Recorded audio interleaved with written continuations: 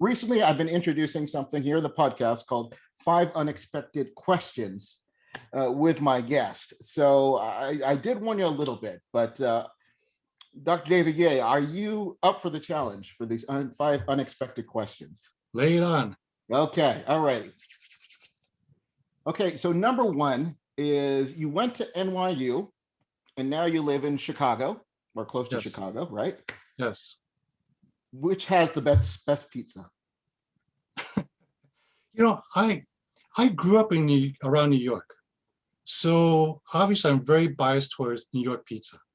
When I came to Chicago and I see pizza that's sliced into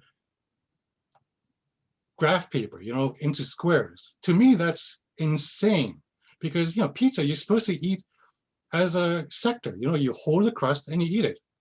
But with squares, you get your fingers all messy and things like that.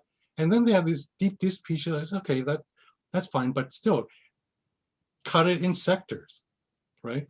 So my bias is still in New York. I lived maybe 21 years in Chicago, but I lived the rest of my life in New York, and I still feel like a New Yorker. Over here in Chicago, I still walk faster than most people, talk faster than most people. I'm still an East Coaster, But you're right. New York pizza is better. Number two, what was the last TV show you binge watched? Oh my God.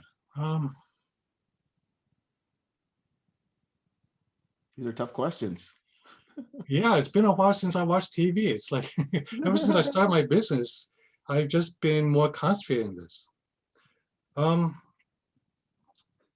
remember for a time I was watching Doctor Who when I was on a treadmill, just because I wanted to watch something on a treadmill. And I used to watch as a kid. Now we have this new series, so that's probably the last one I binge watched. But that was 5 years ago. All right, all right. So speaking about science fiction, there's an interview with you with William Shatner. Yes. So I want to know, there's been a number of captains, but the most famous four are Shatner, Picard, Janeway, and Sisko. Which one was the best captain? They all embody different aspects of strength and leadership. And frankly, sometimes when I think about leadership, I think about various qualities of each. Having said that, Patrick Stewart, Captain Picard, he embodies the more straightforward, diplomatic, yet purposeful leader that a starship captain or any leader can emulate. So he's the one I look up to most. Okay, so you're going to have to get an interview with Jean-Luc on Yes. your website there. Yes. I learned you're a ballroom dancer, very good ballroom dancer. And I have a, he's gonna kill me. So I've got a son, he's about 23, 24. He's at the age where he's trying to, dating. And he wants to become a better dancer. He wants to, use dance. What's the best type of dance that he should learn if he wants to, to woo the lady, so to speak? Well, the most useful ones right now, if you go to any parties or clubs or whatever, they play mostly boom, boom, boom music. So what I call boom, boom, boom music are music that you can dance, swing, cha-cha, hustle to. So if he learns any one of those, or nowadays, Latin dancing like salsa, that's very useful. That can be applied to many different types of music. In terms of versatility, those are most useful.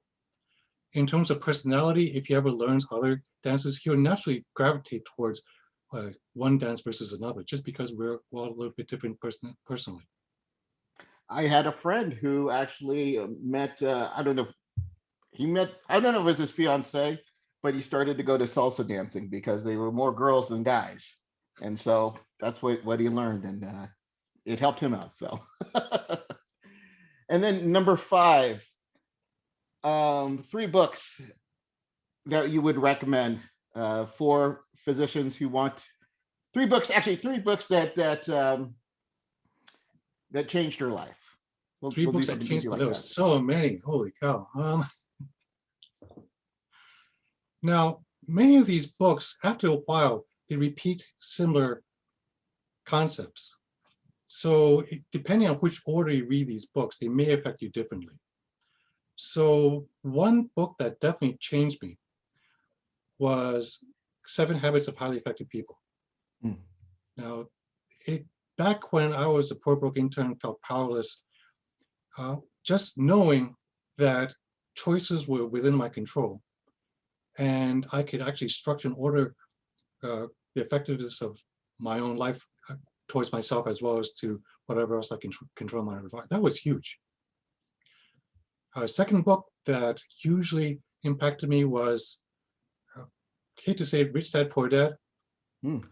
The only reason why I say I hate to say it because it has a lot of great information in it, and a lot of mindset changing information in it. I also happen to have taken courses with the real life Rich Dad, Keith Cunningham. Mm. Cunningham and Kiyosaki, they both used to give seminars together. And well, I won't go into the story, but I got the information from the hay before it goes to the horse. So even though I know what the hay is before going to a horse, their book itself was mind-changing to anyone who's not familiar with the material. Yeah. Cash flow quadrant is the one I like, but yeah, there is some controversy between that.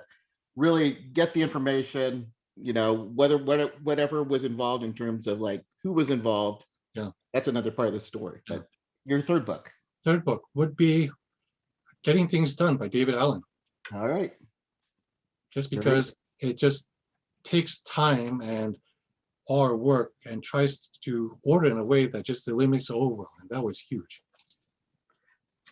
Those are classic books, and I love that you read. Your first book you read in you said medical school or residency. You read it. That was internship. Internship. In fact, I know that's the book I discovered audiobooks with, because I had that book sitting on my shelf for years, and then I was a poor broke intern. I got this ad to get the audiobook version for $59, and I was going, "Holy heck! How am I going to afford that?" But I did it anyway, and because I had so much skin in the game, I just listened to it and listened to it and listened to it, and just changed my life. Yeah, I hear it again, and I'm sure you agree. We need some type of financial literacy or some financial education, if not in residency, something in medical school, because I could think it can impact a lot of our future doctors.